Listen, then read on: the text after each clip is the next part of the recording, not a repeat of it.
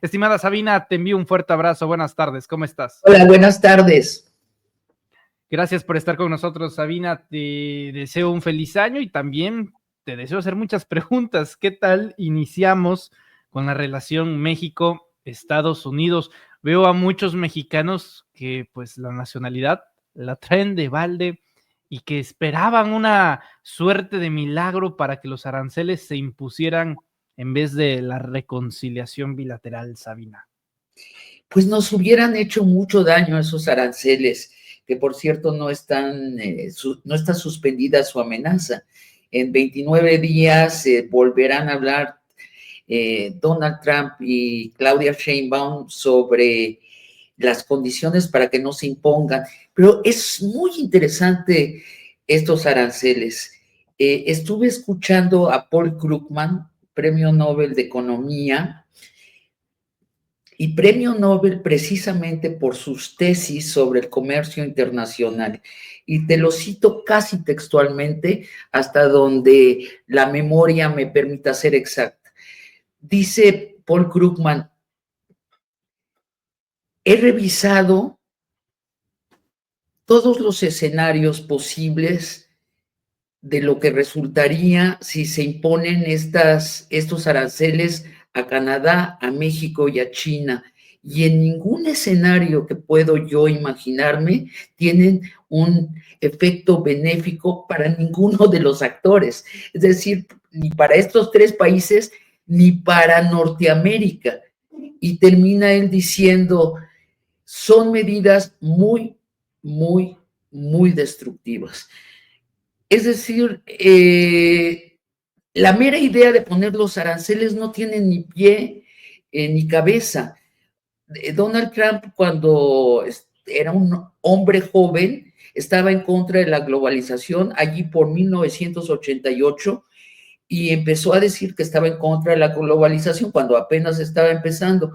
Bueno, desde entonces acá, Donald Trump no ha revisado sus ideas, no las ha contrastado con la realidad, y esta era la tontería que esperaba hacer.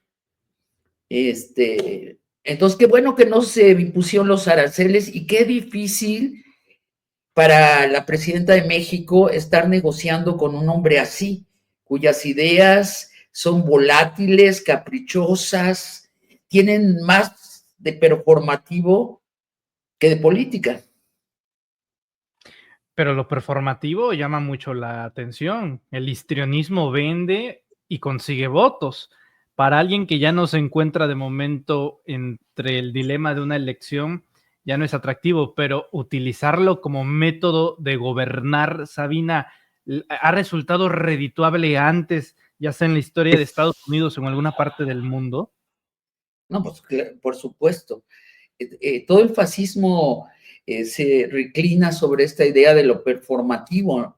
Y Trump, mientras más irracionales son sus ideas, pues más sorprendentes y pues más escándalo hace. A mí me da la impresión, y esta es una impresión de psicóloga, que es mi primera profesión, que es un señor cuya meta en la vida es que hablen de él, mal o bien, pero que hablen de él, que esté al centro de la conversación de millones de personas. Y mira que lo ha logrado. No hay personaje del que estemos hablando más que de Donald Trump. De aquí en México, en Italia, en Suiza, en África, en China, en todas partes. Pero también parece que se está hablando mucho de Claudia Sheinbaum. Hace poco el presidente, el jefe alemán, Olaf Scholz, dedicando unas palabras generosas a la presidenta de México, algunos analistas financieros y políticos de España dedicando unas palabras generosas a la presidenta de México, bueno, ya ni siquiera decir de distintos dirigentes de Latinoamérica. También se habla de Claudia Sheinbaum y un liderazgo que no necesariamente haya buscado en el escenario mundial, sino que las condiciones le fueron acomodando solitas. Mi pregunta, Sabina, es, ¿qué papel juega en este momento Claudia Sheinbaum en el mundo? Bueno, las circunstancias la colocaron, y sí, como dices tú, no propositivamente, en el reparto principal de este drama internacional que es el mundo que destroza a Donald Trump. Y tiene un papel singular y protagónico. Trudeau es casi la antítesis de Claudia Sheinbaum, ¿no? Trudeau inmediatamente cruza la frontera y va a ver a Donald Trump y se sienta a su mesa en Mar-a-Lago, y Donald Trump, quién sabe qué le dice, pero en cuanto se va Trudeau, recién sale de la puerta, pone un tuit que dice: acaba de estar conmigo el gobernador del estado número 51 de Estados Unidos de América. Bueno, un tuit tumbó a Trudeau, le pidió la gente de Canadá su renuncia, porque Trump en un solo tuit dice que fue a vender a Canadá y lo trató muy mal. En cambio, ¿cómo ha sido la relación pública de Donald Trump y Claudia Sheinbaum? Ha sido mesurada. Trump no le ha colocado un solo adjetivo negativo a Claudia Sheinbaum. Sabemos que ayer hablaron 1 hora y media. O sea, no son conversaciones apresuradas, que hablaron, que tomaron nota.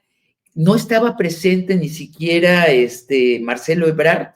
Quién sabe si haya estado el canciller de México, pero estaban muy pocas personas presentes, y parece ser que Claudia ha logrado crear una relación con Trump, una conversación donde Trump escucha y donde ella le dice, y después sacan tweets que se parecen bastante lo que escribe Claudia que sucedió en la reunión al que escribió Trump, aunque no son idénticos, y el detalle en que son distintos es muy elocuente, ¿no? La diferencia es, Claudia dice: quedamos que vamos a atender el asunto del fentanilo, vamos a poner 10,000 efectivos de la Guardia Nacional en la frontera para evitar su tráfico. Y Donald Trump también se comprometió a parar la venta de armas de las armerías norteamericanas a México. Lo que no pone Trump es lo segundo, o sea, su parte del compromiso. Qué complicado, ¿eh? Es como estar en una telenovela gringa, o sea, como Succession, ¿no? Una de estas así como brutales, violentas, muy entretenidas, de personalidades más grandes que la vida misma, con la diferencia que apagas tu teleserie y ya te vas a otras cosas. Y no, aquí lo que resulte de estas conversaciones donde, insisto, Donald Trump es sobre todo performativo. Él está más al tanto del efecto que va a causar en las redes al efecto que va a causar en la economía global.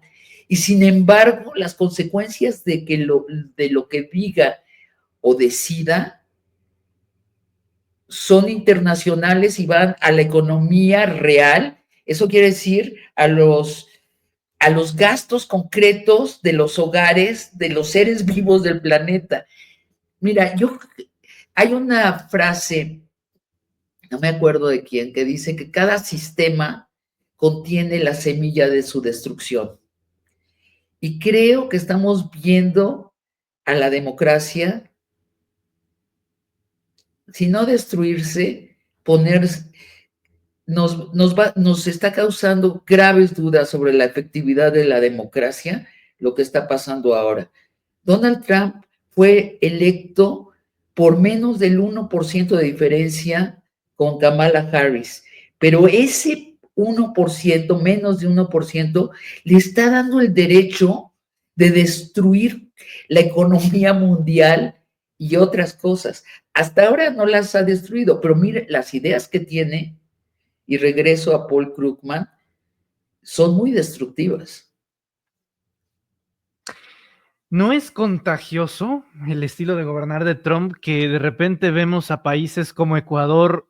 Digo, al final, Estados Unidos no mete, por lo menos de manera temporal, los aranceles, Pero su presidente, Daniel Noboa, dice, sí, vamos a meterle aranceles del 27% a México.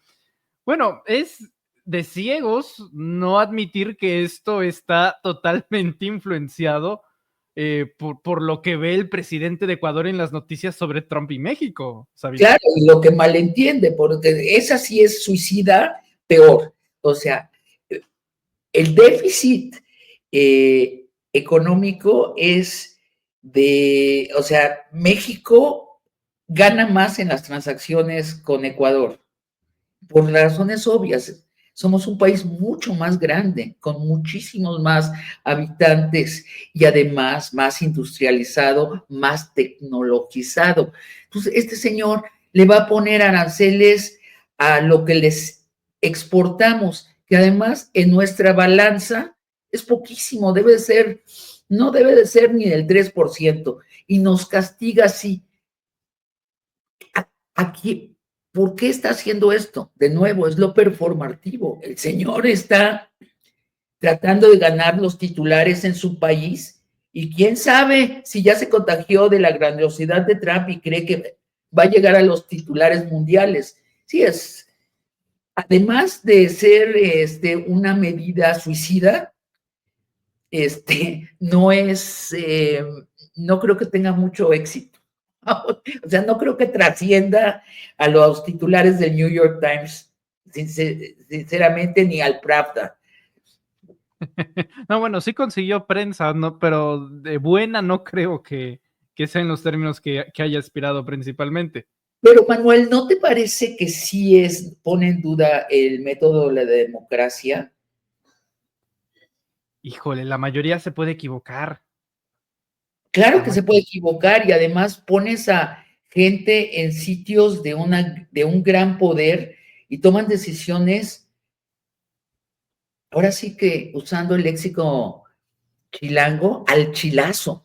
O sea, esto del presidente de Ecuador es al chilazo. Pero a ver, por ejemplo, en Estados Unidos han existido incluso campañas publicitarias en torno a, no sé, competencia de camionetas, de automóviles en Estados Unidos que prefieren mucho comprar determinada marca de un auto y en los comerciales ponen, tanta gente no puede estar equivocada. O sea, incluso desde ellos nace la idea de que la mayoría no puede estar errada y al momento de ser excluido de la mayoría estás mal. Es incluso hasta la naturalidad del humano buscar su rebaño. Digo, en la mayoría de los casos, estar fuera de ese rebaño en una democracia, Sabina, no genera la propia polarización que la democracia en teoría debería de evitar. Totalmente. Mira, ¿qué es lo que nos une en grupos a los seres humanos? Los relatos, las historias, ¿no? Un grupo de personas dicen, somos los que hemos nacido en este territorio y tenemos un pasado común, que a ver, muy seguido ese pasado común es totalmente inventado, y tenemos este futuro común, que ese seguro es inventado, porque el futuro no lo podemos relatar con seguridad. Y eso es lo que nos une a los seres humanos. ¿Qué hace la democracia? Cada X años pone a discusión cómo se va a modificar ese relato originario de la tribu particular. Cada X número de años. Por diseño, la democracia polariza a la gente por lo menos en dos grupos. Si hay tres candidatos, tres relatos, pues serán tres grupos. Y así, si hay cuatro, habrá cuatro grupos. Generalmente son dos. En la mayoría de la democracia se suele polarizar en dos grupos. Y entonces durante las elecciones estamos debatiendo, atacando al relato contrario y los del otro bando nos están atacando a nosotros. Antes era así, ya se elegía la cabeza de gobierno y venían épocas más tranquilas donde la gente se olvidaba de la política y se iba a sus vidas privadas. Ya no es así. Con el advenimiento de estos medios continuamente nos están informando del relato, lo que está pasando es que se prolonga todo el mandato de una cabeza de gobierno. Entonces estamos todo el tiempo polarizados discutiendo el relato. Y lo peor es que a últimas fechas ya las medidas de realidad son totalmente secundarias. Muerta, me exageré con el término, poco ya existente la religión como un relato de identidad, a la gente le queda el relato político. Está en eso también por una necesidad de pertenecer y es muy emocionante participar y además en las redes tienes la fantasía de que tú también eres un personaje. Oye, a mí en las redes hay cosas que me dicen que me dan mucha gracia porque delata que el señor que está en Querétaro, que además tiene un odio muy personal hacia mí por no necesariamente mis caracteres, bueno, la principal es que soy mujer, ¿no? La otra es que tengo una cierta edad. Entonces ya él me colocó en todo lo demás lo inventa. No tiene la menor idea dónde vivo, cuánto gano, si tengo hijos, si tengo familia, pero él ya lo inventa. Seguramente me identifica con una tía o con una hermana y me inventa mi biografía. Y me sigue con una fidelidad, o sea, diario me insulta. Bueno, insulta a la fantasía que él tiene de quién soy yo, pero a mí lo que me da mucha ternura y me causa risa es la fidelidad. O sea, yo tengo amores que no me siguen tan fielmente como el señor de Querétaro. Y no es un señor de Querétaro, tengo a varios. Tengo un señor que desde hace 15 años me escribe poemas eróticos bastante pornográficos. Bueno, lo dejé de leer hace 15 años también. O sea, ya lo leí 2 o 3 y dije, Dios mío, esto es verdaderamente pornográfico, me dio mucha risa, pero después de leer 2, dices, bueno, ya. Pero me sigue escribiendo, lo bloqueo y vuelve a entrar a mi cuenta de correo y me sigue escribiendo estos poemas de hojas y hojas que ya no leo, pero a veces, ¿sabes? En el título alcanzo a ver una palabra y dije, de nuevo se está refiriendo a mis partes nobles. Muy bueno. Que no tiene idea de cómo son, pero obviamente soy un personaje en su vida, un personaje en su fantasía, más bien, que es parte de su vida. Bueno, en esas estamos, Manuel, participando en este gran relato colectivo al que nos invita la política, pero que es un relato desgraciadamente polarizado, ¿cierto? Y cada vez más desprendido de la realidad. Y después ves casos como el de la derecha mexicana, que están con una gran alegría convertidos en bots, o sea, totalmente desasidos de la realidad y totalmente entregados a las redes sociales, inventando cosas, y su única identidad es estar en contra de la izquierda que gobierna. La única identidad. Si esa es su única identidad, luego entonces Trump, según ellos, es del PAN, es su aliado político. Trump, ¿crees que Absurdo. ¿crees que Trump podría ser panista? De ninguna manera. ¿Cómo por qué? Para empezar, los panistas son católicos y los otros, y los republicanos son protestantes, que son como enemigos históricos. Pero es que ya no importa. Parecería ser que es el puro afán de participar en la guerra mediática. Dicho todo lo cual, sí nos puede conducir a cosas muy peligrosas.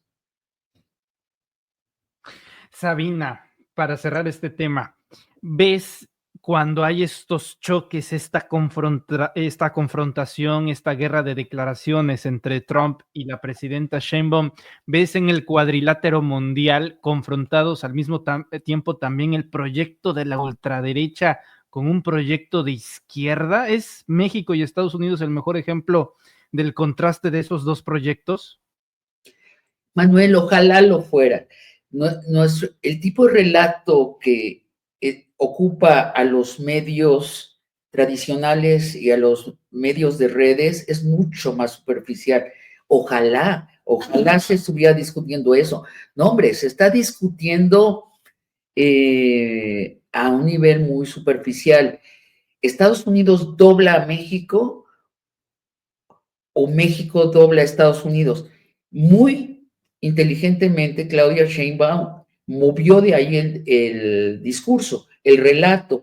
En todas sus conversaciones y sus declaraciones públicas huye de esta idea de el gana pierde para entrar a tratar de hacer un relato de gana-gana. En sus palabras, palabras que ha repetido a menudo en los últimos días es subordinación, no, dos puntos, coordinación. Porque resulta que las circunstancias azarosamente abren oportunidades muy buenas para México. Imagínate si Claudia logra convencer a Trump que en efecto separe la venta de armas de las armerías norteamericanas a los narcos. Imagínate que además logra que le asista tecnológicamente al ejército mexicano. Imagínate que Claudia se decide de verdad a ir tras el narco. Bueno, esto nos abre una oportunidad de oro a los mexicanos. Y no es la única que nos abre, pero es la mayor. Correcto. Para finalizar, querida Sabina, mencionaba al principio del programa que de momento no se me viene una idea o un momento donde el representante del Poder Judicial, el máximo representante del Poder Judicial, tuviera una ausencia, menuda contradicción, en el Día de la Constitución. En Querétaro, el 5 de febrero, la celebración anual de la Carta Magna Mexicana, y en este 2025, la presidenta Claudia Sheinbaum ha decidido no invitar al evento a la ministra presidenta Norma Piña. Y veo comentarios muy variados, ¿no? Desde aquellos que están de acuerdo por la decisión, desde aquellos que sostienen y ahí están pidiendo la unidad nacional, ¿cómo es posible esto? Y cómo quieren que nos mantengamos unidos, que eso exacerba la división entre mexicanos y demás. Te pregunto, ¿realmente abona o quita la presencia o ausencia en este contexto de Norma Piña en la conmemoración del 5 de febrero? Regresando a los relatos, Norma Piña era presidenta de la Suprema Corte de Justicia de la Nación y en vez de seguir el relato de esa Suprema Corte, asumió el relato de la oposición, que es la izquierda quiere la dictadura y tiene la derecha, tiene solo dos salvaguardas, el Poder Judicial y los medios de comunicación comerciales. Compró ese relato. No sé qué tanto se preguntó si era un relato útil.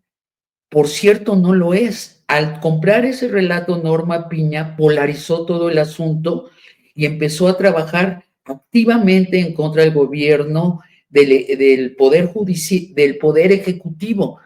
De ahí viene la reacción de Claudia de decir, ¿para qué la invito? O sea, ella se ha asumido como enemiga de mi gobierno.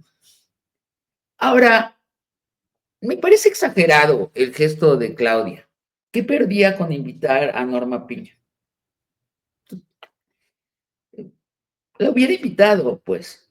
Ya fue el asunto de la reforma judicial, ya fue. Están dando los últimos arañazos. No fue en ese mismo, no fue en ese mismo recinto donde justamente nace el epicentro del conflicto porque Norma Piña no se levanta ante el presidente López Obrador, no se pone de pie ante la investidura y Claudia, a manera de no arriesgarse a que suceda algo similar, ¿no le invita a Sabina? Sí, podría ser. Ahora, déjame decirte que ese momento en donde Norma Piña no se levanta es realmente performativo de nuevo, pero es lo de menos. El problema es que Norma Piña había vetado casi todas las iniciativas de ley que había mandado el Ejecutivo. Estábamos sacando las cuentas y el Poder Judicial vetó 600% más leyes en el sexenio de AMLO que en toda su historia previa. Entonces, más bien es una confrontación no de personalidades, sino de poderes. Un poder, el del poder ejecutivo de izquierda y un poder judicial que se subordinó a la derecha. Sí, bueno, y suponte que Norma Piña no se levanta. Hubiera dado un toque de color al asunto. Es que ya ganó Claudia, pues, o sea, si me hubiera pedido mi consejo, yo la invitaba. Siempre tienes la tía en tu fiesta que está en una esquina hablando mal de los demás, o no. Ese hubiera sido Norma Piña. No creo que le hubiera hecho daño y le hubiera dado más titulares, pues. Muy bien. Sabina Berman, periodista, te agradezco muchísimo estar aquí con nosotros en Reporteros MX. La audiencia te externa sus saludos. Yo te envío un fuerte abrazo y te pido por favor que nos compartas tus redes sociales para estar al pendiente y también en donde podemos seguir Largo Aliento a través de los medios públicos que parece se están consolidando, Sabina. Largo Aliento está en el canal 14 los jueves a las 9 de la noche, en el canal 11 el sábado a las 9 de la noche. Y bueno, estoy en Twitter intermitentemente en @Sabina Berman, se llama mi Twitter. Muchas gracias, querida Sabina. Te envío un fuerte abrazo y estamos en contacto. Cuídate mucho. Un abrazo, Manuel. Muchas gracias.